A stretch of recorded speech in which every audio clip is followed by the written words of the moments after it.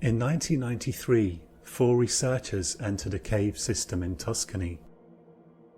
Only one of them came out again, and he told a story of a terrible collapse that had killed the other 3.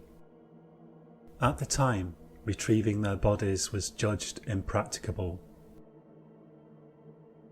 In March 2023, preliminary attempts were made to clear away the rubble that blocked the cave, with a view to retrieving the human remains and reopening the cave to cave explorers. By then, the sole survivor of the 1993 accident was living in a hospice, dying of cancer, and it was then that a strange new account of the disaster emerged. The story that Dr. Gregory Stevens told on his deathbed was one that few experts consider credible, and yet it undoubtedly exerted a chilling effect on attempts to reopen the cave. For now, the cave remains sealed. This account has so far remained largely unknown to the general public, but it is the wish of Dr. Stevens' widow that the story be made more widely known. What follows is Dr. Stevens' unexpurgated account. Make of it what you will.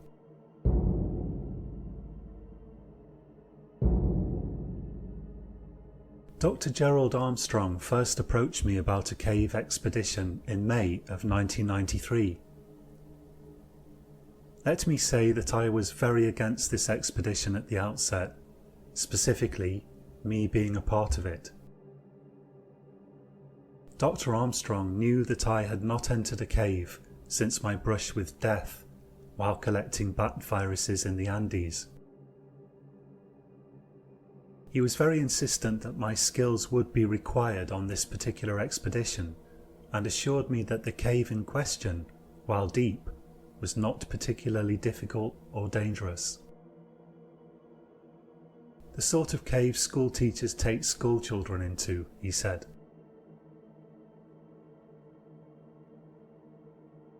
Eventually, I relented under the pressure of his endless badgering and agreed to a descent, provided we would spend no more than 8 hours in the actual cave, and so long as no tight squeezes were involved.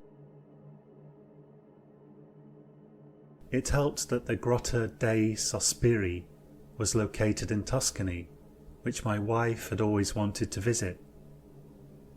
We thought we could make a holiday out of it and stay on an extra week or 2 to sample the local wines and do a bit of hiking in the hills of the Garfagnana. My belief at the time was that Dr. Armstrong was attempting to get me back on the saddle, so to speak, in the most gentle way possible. I now have an entirely different opinion of Dr. Armstrong and his motives.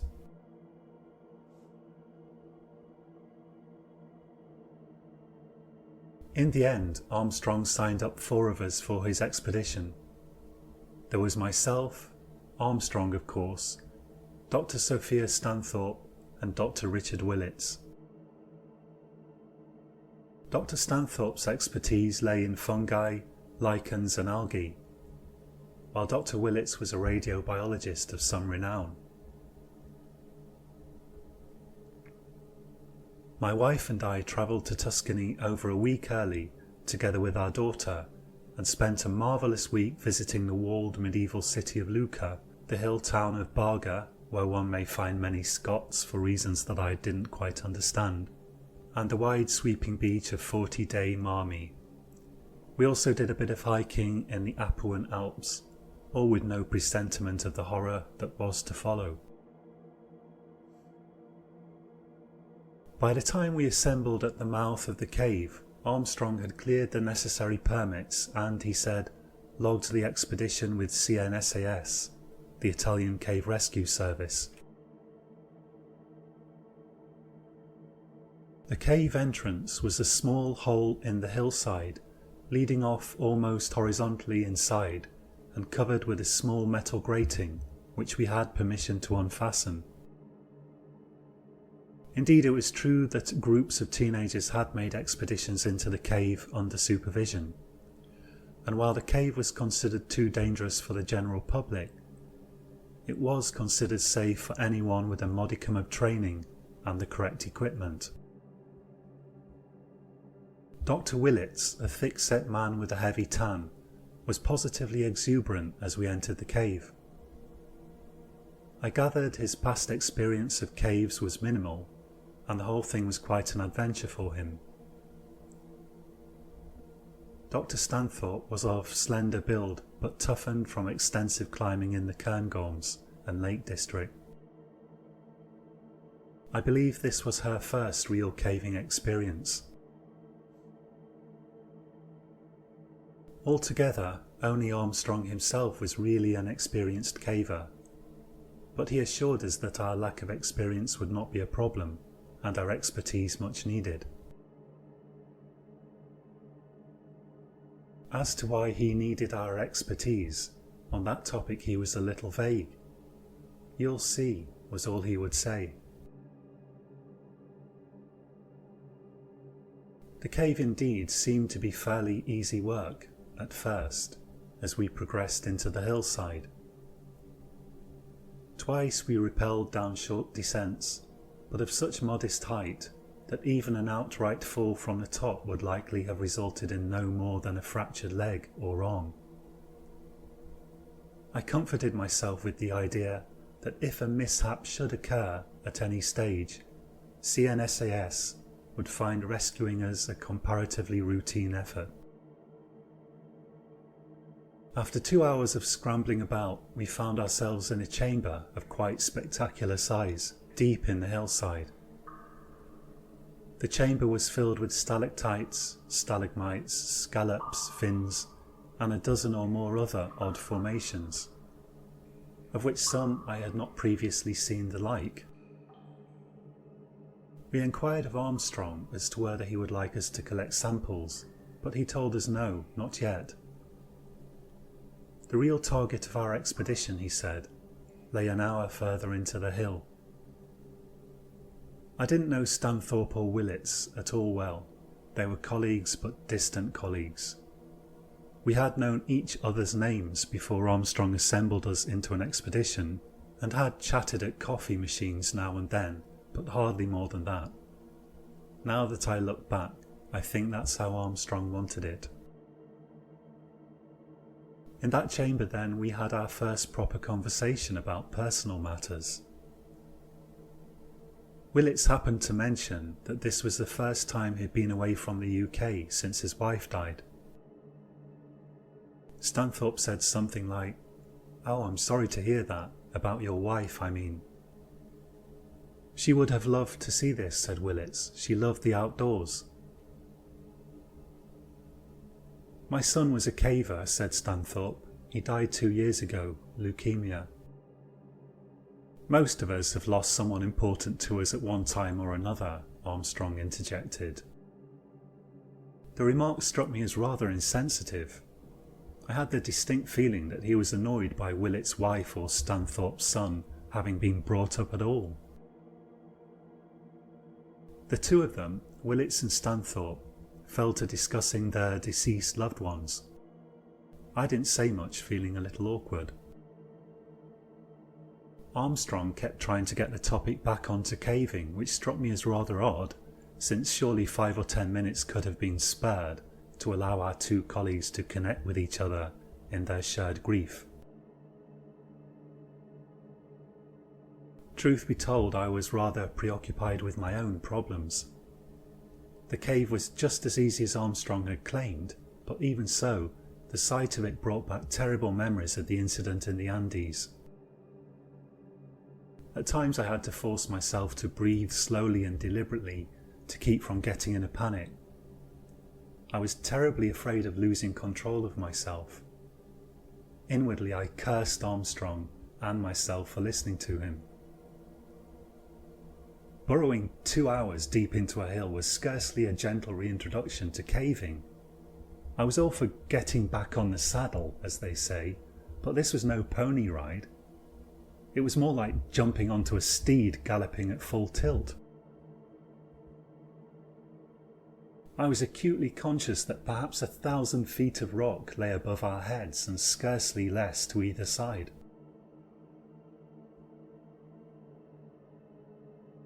After about a quarter of an hour we pressed on towards a destination yet further into the hill, a chamber which Armstrong had nicknamed the laboratory.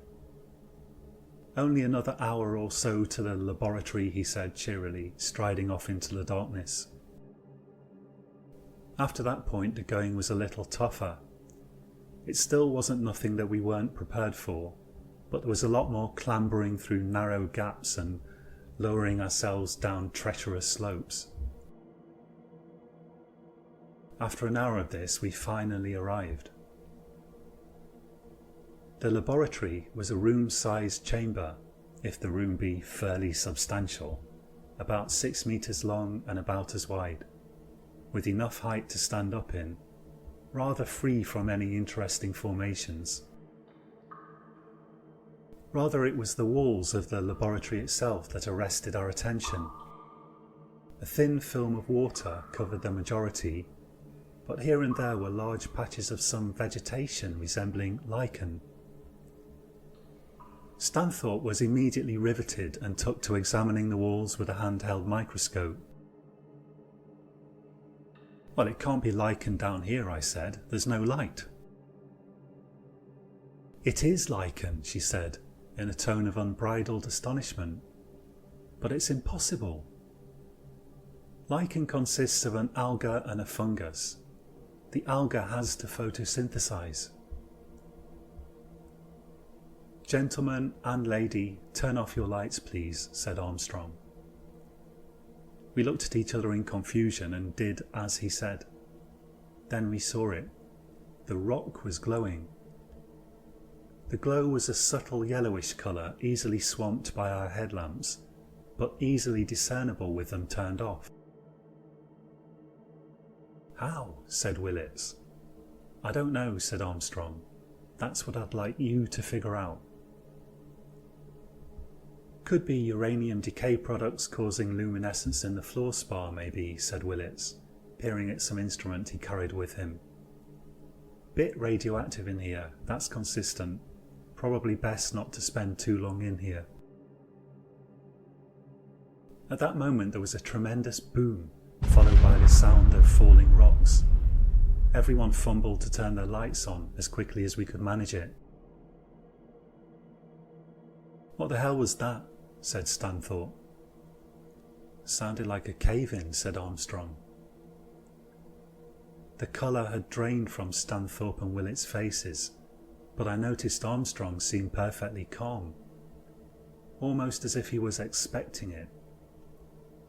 "We'd better go and check," I said. We scrambled about 100 metres back up the passageway through which we had arrived, and there we found it. The roof had completely collapsed. Stanthorpe suppressed a scream. I felt my legs giving way under me and I sat down heavily on the cold floor. "What are we going to do?" said Willits. "There's only one thing we can do," said Armstrong. "Wait for rescue. Looks like we might be stuck down here for a day or two. Plenty of time to take samples anyway." "Samples?" said Willits. "We need to find a way out of here." "That's exactly what we shouldn't do," said Armstrong firmly. "We mustn't risk getting lost. We need to stay where we are. The other passages all just lead further into the hill." That made sense. Probably there was only one way out of the chamber, and it was blocked. CNSAS knew where we were. We just had to wait. We tried to arrange ourselves in the chamber as best we could. We couldn't expect a rescue team to be called out till at least the evening. Then they would have to find the blockage and come back the next day with equipment to clear it. At the earliest, we probably had to reckon on 2 days in the chamber, and we only had enough food and water for 1 day, and even what food we had was mostly in the form of cereal bars. The batteries in the lights were also a concern. they would last for no more than 10 hours. Accordingly, we tried to make ourselves as comfortable as we could, and then we turned them off and sat in near darkness. The only source of light was the faint, eerie glow from the walls of the cave and the lichen.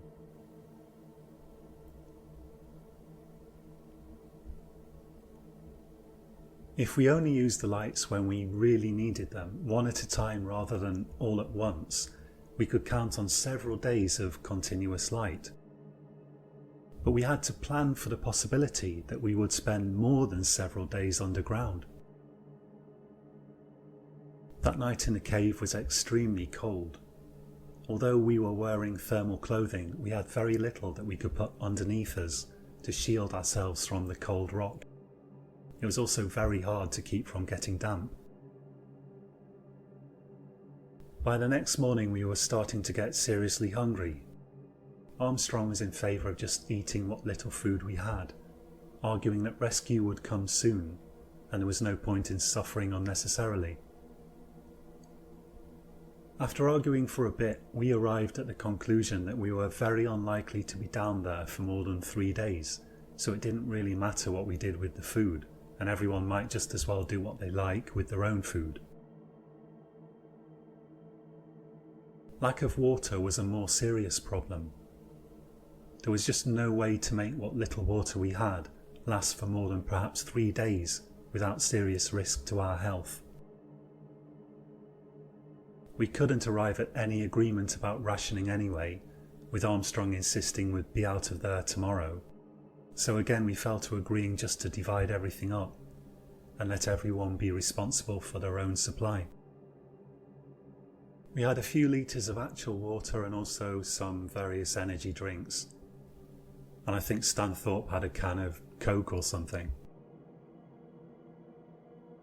Even though we were physically exhausted, none of us had slept much and we were getting irritable with each other. The endless darkness was horribly oppressive. The weird glowing patches on the walls only seemed to underline how dark it actually was, and we were all chilled to the marrow. I could only stay in reasonably good spirits by telling myself that rescue was likely to arrive at any moment, or if not actual rescue, then at least signs of rescuers. By evening there was still no sign of any rescue, and we were facing another night in the cave, and everyone apart from Stanthorpe had more or less run out of food and water. Stanthorpe had sensibly hung on to a small emergency reserve, not that it was enough to do her much good. That night we mostly spent alternating between trying to sleep on the cold rocks and trying to keep warm by jumping up and down and flapping our arms. Again we got very little sleep. We spoke very little due to our exhausted state. From time to time Armstrong took out a little notebook and scribbled something by the light of a pocket torch. Whether a diary or scientific notes I had no idea. For all I knew it was a last letter to his family. To make matters worse, Armstrong had this horribly annoying music box which he kept bringing out and playing as if that was a nice form of entertainment for him. He said it was a gift from his granddaughter. He said he took it everywhere with him. It played a vile little melody that I hope I never hear again. We all asked him to stop playing it, but he kept doing it, saying it gave him comfort. Great for him, not so great for the rest of us.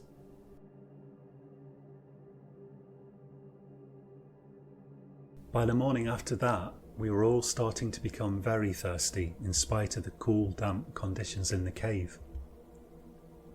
Armstrong had a useful suggestion. The lichen acts as a wick, drawing moisture from the cave walls, he said. We should lick it and try to get moisture out of it. Otherwise we'll suffer kidney failure before the rescues get to us. Why aren't they already here? Said Willits. They should have started looking at least 24 hours ago. They know where we are. They're probably right there now on the other side of the blockage, said Armstrong.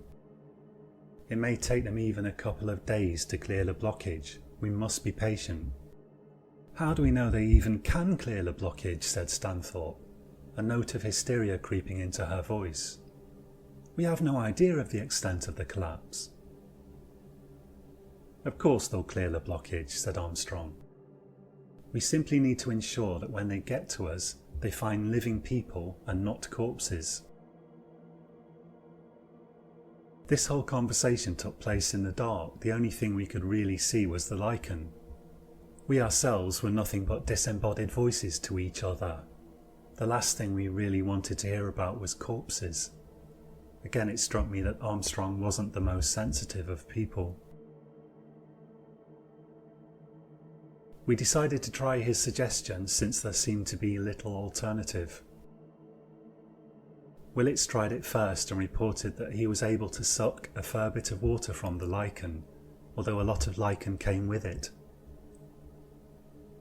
Neither Armstrong nor Stanthorpe thought the lichen likely to be toxic, so we all picked a patch of lichen and began trying to lick water off it.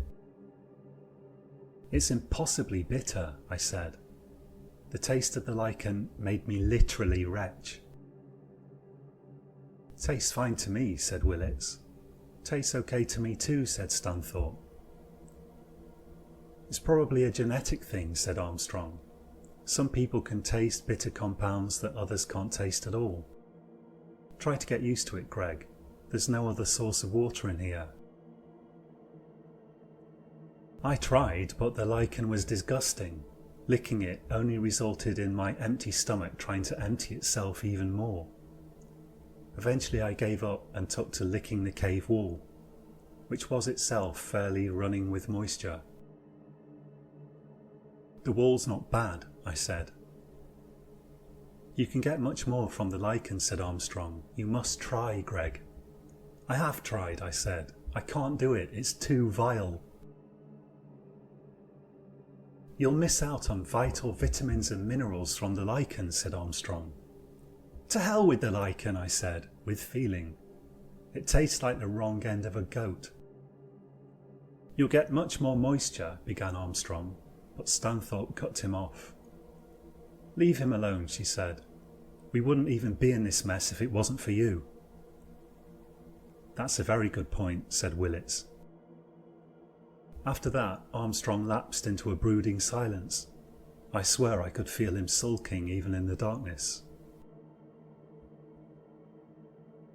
By devoting ourselves earnestly to sucking at the lichen, or in my case the cave wall, we were all able to at least half satisfy our thirst. A terrible fear of death had started to replace my claustrophobia, and I dare say the others felt the same. With a semi-adequate supply of water, we would surely at least be alive when the rescuers arrived, however long they took. The problem was, the rescuers didn't arrive. Neither that day, nor the next, nor the next. On the fifth day, I was sitting hunched miserably in a corner against a backpack, when I noticed something odd. Willits' eyes seemed unusually reflective. I could see them, even in the near total darkness of the chamber. I could see him looking around the cave. I started wondering if his eyes weren't actually glowing slightly. I'd been observing him for perhaps an hour when he suddenly spoke. Why aren't the rescuers here? He said, directing his question towards Armstrong's little alcove, next to a patch of luminous lichen. It must be taking them a long time to burrow through the collapsed sections, said Armstrong. There was a pensive silence while Willits digested this idea. Then he suddenly exploded. Nonsense, he said angrily. You didn't tell anyone where we were going, did you? If you did, then why is nobody here? I filed the expedition plan with CNSAS and with the university administration, said Armstrong, calmly but icily. You're lying, shouted Willits. He's lying to us. They are taking a very long time, said Stanthorpe. How dare you, said Armstrong. How dare you impugn my integrity? Do you think they can just magically climb through thousands of tons of rock? It takes days to organise this type of rescue. Machines have to be brought in, specialists, supplies. We should try to find another way out, I said. I agree, said Stanthorpe. At this rate we'll be dead of cold by the time they reach us. No, absolutely not, said Armstrong. There is no other exit. We would only lose ourselves deep underground. No, we must stay exactly where we are. The argument went on for perhaps half an hour, degenerating into petty bickering. I didn't say much because I was increasingly certain that Willet's eyes were glowing. And when I turned to looking for Armstrong's eyes and Stanthorpe's eyes, well, damned if I couldn't just about make out those as well, phosphorescing eerily in the darkness. Finally the bickering subsided, and I felt I had to say something. Hey, aren't Willet's eyes glowing? What? Said Armstrong. His eyes, they're glowing. I can see them in the darkness. Impossible, said Armstrong. You're hallucinating due to lack of electrolytes. No, I think he's right, said Stanthorpe. I can see it too. How can my eyes be glowing, said Willet's. Eyes don't glow. Must be some substance from the lichen making its way to your retina, said Stanthorpe. Can you still see okay? Try the light. Willet's turned on his headlamp and shone it around the cave. It seems brighter than it used to, he said. Hardly surprising, we've been sitting in darkness for days, said Armstrong. When he turned the light off, I couldn't see anything out of the ordinary anymore, and neither could Stanthorpe. I convinced myself that Armstrong must be correct. I must be starting to hallucinate. The next day we were all extremely weak and quite disinclined towards conversation except for Armstrong, who kept insisting that we should talk about something to keep our spirits up. After failing to engage any of us for several hours, he said, quite out of the blue, "Tell us about your wife, Willets. It must have been terrible for you when she died. What did she die of? Car accident, wasn't it? Weren't you at the wheel?" I expected an explosion, but instead Willets replied perfectly calmly, in a tone of voice that was almost monotonous. Yes, I was at the wheel. A tourist forgot what side of the road he was supposed to drive on and ran into us. Head-on collision. I got away with only a broken arm. "Your wife hit her head, I understand," said Armstrong. "Yes, dead as a doornail by the time they got her to hospital," said Willets dully. "I see," said Armstrong. Willets' eyes were glowing with a horrible green light. That and the conversation and the cave itself gave me an indescribable sense of terror. Armstrong proceeded to scribble something in his notebook. At some point during the day, according to our watches, I fell asleep, or rather, passed out with exhaustion. When I awoke, Armstrong seemed to be at the tail end of a conversation with Stanthorpe about her son, and again he took to scribbling in his notebook. When he'd finished, he said to me, "And how do you feel about caves now, Stevens?" "What kind of question is that?" I said. "You suffered an incident in the Andes, did you not? Something that traumatized you?" I didn't reply. I was quietly boiling with rage. Why bring up a thing like that at such a time? Instead, Willets replied for me. "Why are you asking us these things, Armstrong?" he said. "Just trying to keep up a bit of conversation," said Armstrong. "No, you're asking us about the worst things you could possibly think of," said Willets, "and you're writing it all down. What's in that notebook of yours, Armstrong?" "It's just a little diary," said Armstrong. "Let me see," said Willets. "It's private," said Armstrong. "Give it to me," said Willets. "I won't," said Armstrong. Willett switched on his headlamp and lunged at Armstrong. They struggled with each other for a few moments, Stanthorpe and I imploring them to stop. Then finally Willett succeeded in wresting the little notebook from Armstrong's grasp. He retreated back to his spot by a glowing patch of lichen to read it. As he read, his expression grew darker. Finally he said, "He's experimenting on us. He's observing what the lichen does to us." "I can explain," said Armstrong. "You'd better," said Willits. "Yes, I am keeping notes regarding the effects of the lichen," said Armstrong. "It has powerful anti-anxiety and anti-trauma properties. Look at you, Willits, and you, Stanthorpe. Broken husks of your former selves, both of you. And now, after consuming the lichen for a few days, you've lost the pain you were carrying around inside. Isn't it true?" "Did you trap us in here deliberately?" I said. No, of course not," said Armstrong. "This is merely a fortuitous accident." "Did you even log our route with CNSAS?" said Willits. "Of course I did," said Armstrong. "Look, they're sure to be here by tomorrow. Wait and see."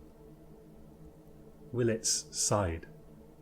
"They'd better be here," said Willits, "or it'll be the worse for you." He switched off his headlamp. In the dark I could see Willits and Stanthorpe's glowing eyes, steadily regarding Armstrong. I somehow managed to sleep that night due to exhaustion and weakness more than anything. The next day I awoke to the sound of something being vigorously masticated. I switched on my headlamp to see what it was. It was Willett. He was chewing on a human hand.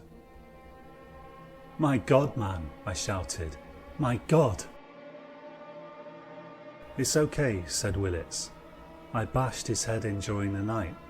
Then I thought, waste not, want not. Might as well have a meal out of him. So I cut his hand off." I was so horrified that I couldn't get any words out.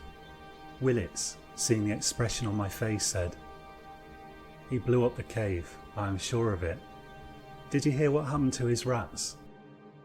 I shook my head, still unable to speak. "They turned on each other. He probably fed them lichen. It all makes sense now. This lichen, it removes all trauma, all guilt, and all conscience. Basically, you don't feel anything bad anymore." At that point, Stanthorpe awoke. "What are you eating?" she asked Willits. "Armstrong's hand," he said. "I killed him. Would you like some?"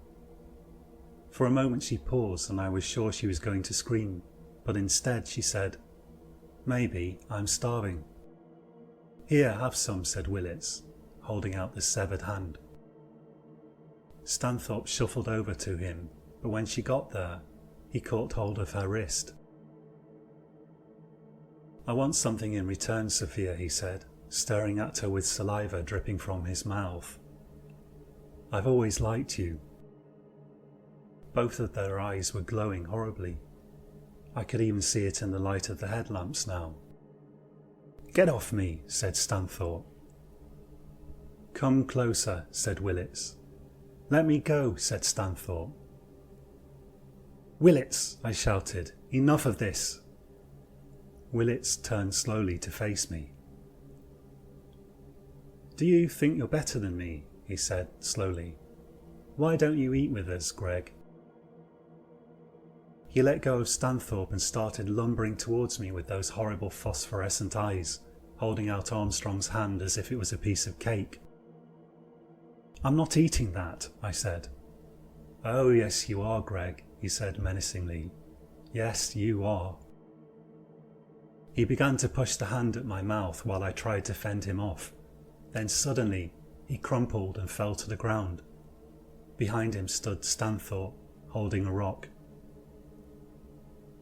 "That's enough of him," she said, and she sat wearily down next to me. I checked Willet's pulse. "He's dead," I said. "Probably just as well," she said.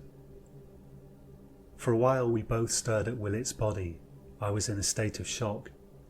Stanthorpe seemed more just tired than anything else. I was grateful that she didn't start trying to eat him, at least. Eventually she spoke. "If Armstrong somehow trapped us here deliberately," she said, "he must have known of an alternate way out. I think we should try to find it." My mouth was completely dry and I could barely get any words out, but I managed to say, "Okay." "I'm fairly sure there's a slight air current coming from that opening over there," she said, pointing to one of the 2 tunnels that led out of the chamber. "Let's go." It was all I could do to follow her. I knew that if I didn't get out of there soon, I would go insane, and not long after that, I would die of cold and hunger. The tunnel seemed to be only taking us deeper into the hillside, and we encountered numerous tight squeezes that I would have refused to attempt had the situation not been desperate. We had been moving through the tunnel for perhaps half an hour when we heard something that chilled us to the bone. We heard the sound of Armstrong's wretched music box coming from not far behind us. "Armstrong!" I exclaimed. "Can it be him?" "No one actually checked that he was definitely dead," said Stanthorpe. As if answering our thoughts, Armstrong's voice emerged suddenly from the inky blackness behind us. "Stevens, Stanthorpe, you've ruined my experiment. I'm coming for you. It's time we had an interdepartmental conference." This was followed by wild, deranged cackling. "He must have lost so much blood," I said. "How is this possible?" "The lichen must have some sort of coagulant effect," said Stanthorpe. I seized her by the shoulders and looked into her nightmarishly glowing eyes. "We've got to run," I said. "Run." We began to run, crawl and clamber through the cave at a frenetic pace, as if we had the devil himself on our tail, which we more or less did. The jagged rocks dug into us painfully, and I banged my helmeted head repeatedly, but I didn't care. Whatever was coming through the tunnel towards us, I didn't want to meet it. It could hardly be Armstrong as we had known him. No, the lichen-soaked, half-dead, handless thing that followed us was more like a demon, loosely inspired by the form of Armstrong. All the time, Armstrong, if that's what we should still call it, kept up a monstrous cackling and raving, insisting we have a team meeting immediately, and interspersing that with mortal threats. And all this was mixed up with the morbid tinkling of his vile little music box.